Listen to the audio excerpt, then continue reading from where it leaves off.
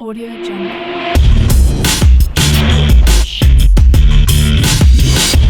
Audio Jungle.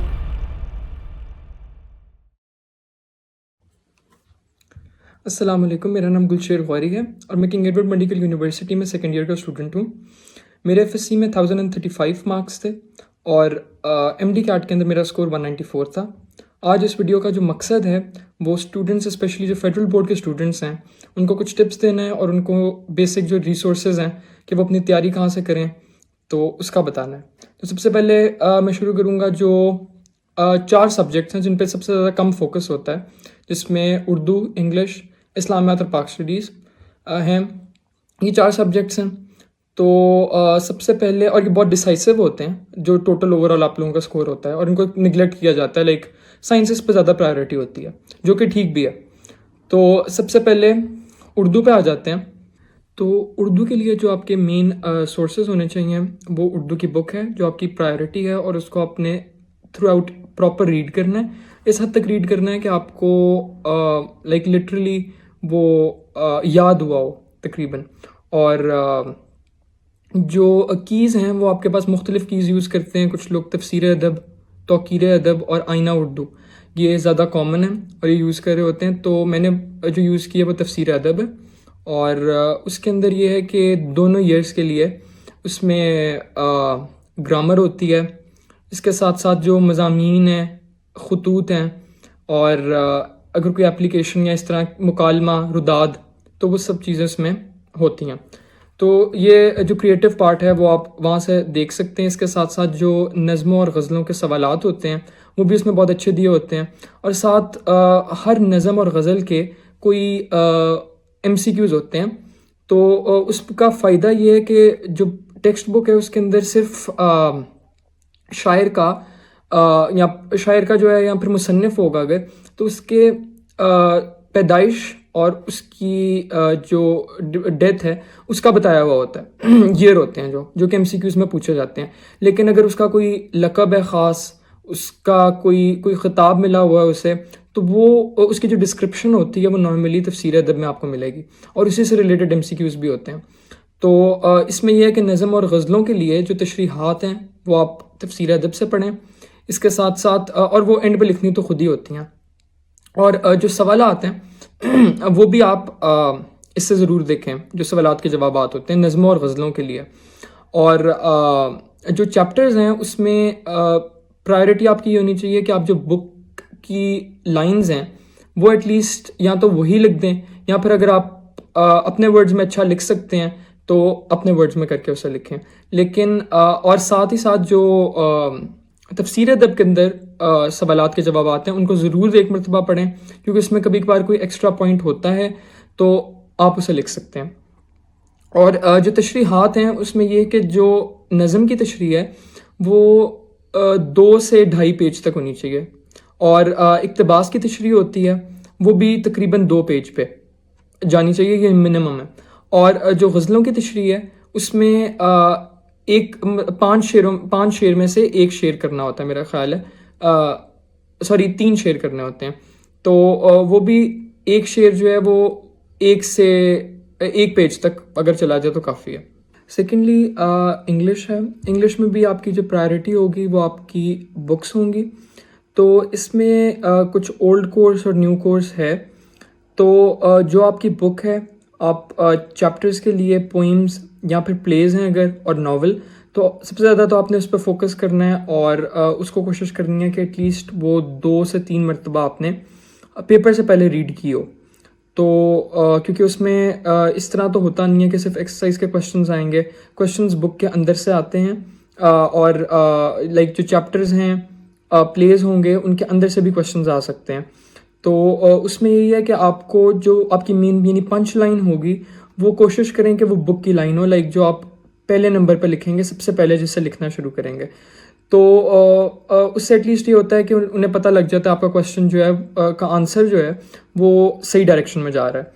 तो और उसको अगर थोड़ा हाईलाइट कर दें तो वो बेहतर होता है। उसके साथ साथ जो किप्स के नोट्स होते हैं, क्योंकि मैंने ओल्ड कोर्स से दिया है तो उनका मैं बता सकता हूँ कि वो काफ़ी अच्छे थे।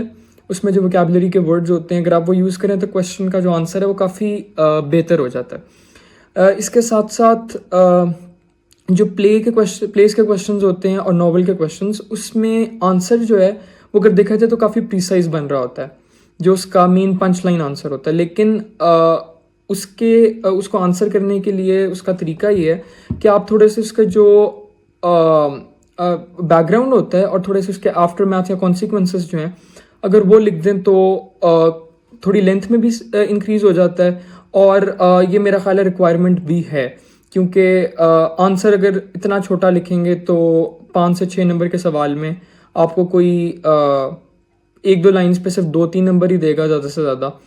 तो अगर ज़्यादा स्कोर करना है तो आपको उसका बैकग्राउंड और सारा उसका जो टू द रेफरेंस होगा अगर कॉन्टेक्स्ट के साथ, तो ही आप उसका आंसर करें तो बेहतर है।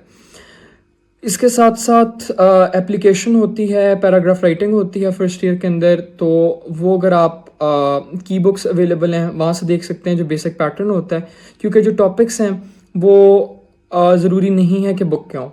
तो लाइक जो ग्रामर की बुक्स में अवेलेबल होते हैं, इसलिए सिर्फ यही होता है कि आप आइडिया ले लें और बाकी जो मेन टॉपिक्स होते हैं उसको अगर आप यूट्यूब से थोड़ी उनके बारे में गूगल से देख लें तो वो बेहतर है। उसके साथ साथ जो ग्रामर का पोर्शन है वो आप रनन मार्टिन है, उसमें डेफिनेशंस लिखी होती हैं और कुछ एग्जांपल्स होती हैं, ज़्यादा उसे पढ़ने की ज़रूरत नहीं है। और की बुक्स के अंदर भी ग्रामर का अच्छा खासा पोर्शन है, तो आप वहाँ से देख सकते हैं, और किप्स के नोट्स में भी होता है।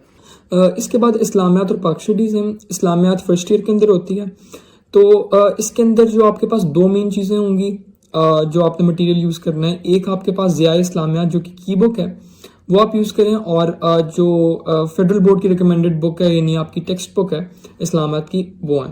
तो जो टेक्स्ट बुक है उसको तो आपने सिर्फ मेनली रीड करना है, क्योंकि उसमें से कुछ MCQs आ जाते हैं, लेकिन जो मेन हिस्सा होता है पेपर का वो होता है सब्जेक्टिव, जिसमें शॉर्ट क्वेश्चंस, लॉन्ग क्वेश्चंस और अहादीस होती हैं। तो ये सारा जो पार्ट है ये आपके पास कवर हो जाता है ज़िया इस्लामियात से।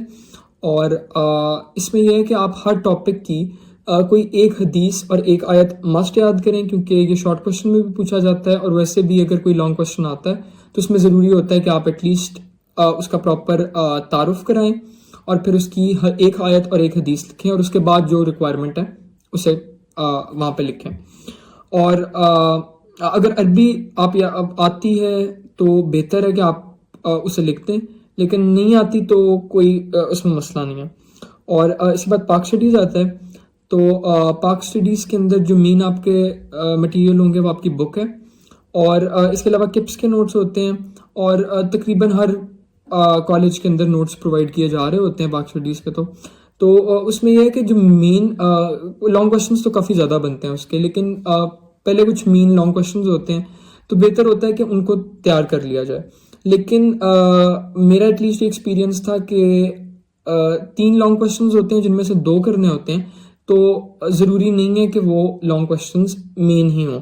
आपको बुक के अंदर से भी लॉन्ग क्वेश्चंस आ सकते हैं, इसलिए ज़रूरी है कि सारे चैप्टर्स को प्रॉपर आप रीड करें, ताकि एटलीस्ट अगर कोई ऐसा मिसफॉर्चून होती है और आपके पास ऑप्शन नहीं बचती तो आप एटलीस्ट कुछ लिख सकें। और शॉर्ट क्वेश्चंस होते हैं वो नॉर्मली जो हर चैप्टर के एंड के ऊपर होते हैं, वही आप उन्हीं में से आ रहे होते हैं शॉर्ट क्वेश्चंस। और MCQs के लिए भी आप जो है किप्स की बुक्स होती हैं। जो साइंसेस हैं उनमें अगर फिज़िक्स से शुरू करें तो फिज़िक्स में मेन जो आपकी टेक्स्ट बुक होगी वो है आपका सोर्स, और दूसरा जो है वो कंसेप्चुअल फिज़िक्स नाम की एक की बुक होती है। तो उसमें एग्जैक्टली सेम लिखा होता है जो आपकी टेक्स्ट बुक होती है, लेकिन बस उसमें हेडिंग्स होती हैं कि डेफिनेशन, एक्सप्लेनेशन, एग्जांपल्स की, और साथ डायग्राम्स बनी हुई होती हैं। तो अगर आप बुक को सामने रखते हुए कंसेप्चुअल फिज़िक्स से पढ़ लें तो मेरा ख्याल है वो ज़्यादा बेहतर होगा। और फिर जो आपके होते हैं कि कुछ चीज़ें कि जी लॉन्ग क्वेश्चन में ही आती हैं, तो ऐसा नहीं होता। जो लॉन्ग क्वेश्चन के कभी कभार कुछ कोई हेडिंग्स हों अगर उसकी, या उसके कोई पार्ट्स बनते हों, तो उसको शॉर्ट में भी दे सकते हैं। इसलिए आप किसी भी क्वेश्चन को छोड़ नहीं सकते कम्प्लीटली। फिर इसके बाद केमिस्ट्री पे आ जाते हैं। केमिस्ट्री में भी मेन आपकी जो सोर्स होगी वो आपकी बुक है। आपने बुक को प्रॉपर याद याद करना है एक तरह से। और जो स्पेशली सेकंड ईयर है उसमें आपके पास मैकेनिज्म्स आ जाते हैं ऑर्गेनिक के, क्योंकि इनऑर्गेनिक तो कम्प्लीटली आपको रट्टा मारना पड़ता है। और जो मैकेनिज्म्स हैं सेकंड ईयर के ऑर्गेनिक में, उनका यही है कि आप उनको जितना प्रैक्टिस करेंगे उतना ज़्यादा याद रहेंगे। और दूसरा, अगर कहीं आपको नहीं समझ आ रही किसी मैकेनिज्म की या कुछ भी, तो अगर आप पंजाब टेक्स्ट बुक बोर्ड को एज ए रेफरेंस उस टॉपिक के लिए यूज़ करें तो उसमें कंपैरेटिवली ज़्यादा लिखा होता है और मेरा ख्याल है बेहतर समझ आ जाएगी। और बायोलॉजी के लिए भी आपकी मेन जो सोर्स है वो आपकी टेक्स्ट बुक है, उसको आपने अगर समझ आ जाए वेल एंड गुड। लेकिन कुछ चीज़ें हैं जिस तरह फर्स्ट ईयर के कुछ किंगडम्स के चैप्टर्स हैं, तो उनको आपको याद ही करना पड़ेगा, उनकी एग्जांपल्स और सब कुछ। और इसके साथ साथ ई शीट्स का सवाल आता है कि ई शीट्स में किस तरह पेपर अटैम्प्ट करना है। तो उसमें जो शॉर्ट क्वेश्चंस हैं उसके लिए कोई 10 से 12 लाइंस दी जा रही हैं आप लोगों को। तो उसमें यही है कि आप जो मेन वर्ड्स होते हैं, जो हाईलाइटेड वर्ड्स होते हैं बुक के अंदर भी, उनको सबसे पहले लिखा जाए। और जो आंसर है उसको आप पॉइंट्स में करें, पैराग्राफ की फॉर्म में मत लिखें। तो हर शॉर्ट क्वेश्चन के कोई 5 से 6 पॉइंट्स होते हैं जो कि ज़रूरी होते हैं उस क्वेश्चन में लिखना आंसर में, तो उनको ज़रूर डालें। और फिर अगर आपको लग रहा है कि कोई डायग्राम बनती है किसी भी शॉर्ट क्वेश्चन के साथ, चाहे वो उसकी रिक्वायरमेंट है या नहीं, तो आप फिर कोशिश करेंगे थोड़ा जो रिटन वाला पार्ट है उस पर कॉम्प्रोमाइज़ करके डायग्राम को डालते हैं वहाँ पे। और लॉन्ग क्वेश्चन के लिए भी आपको 2 से 3 पेजेस दिए जा रहे हैं, जिसमें 25 लाइन्स ईच पेज है, तकरीबन 20 to 25 लाइन्स। तो उसमें आपको ख्याल रखना पड़ेगा स्पेस का। और उसमें यही है कि हेडिंग्स दें, और जो हेडिंग्स की एक्सप्लेनेशन है उसको थोड़ा कम कर दें अगर।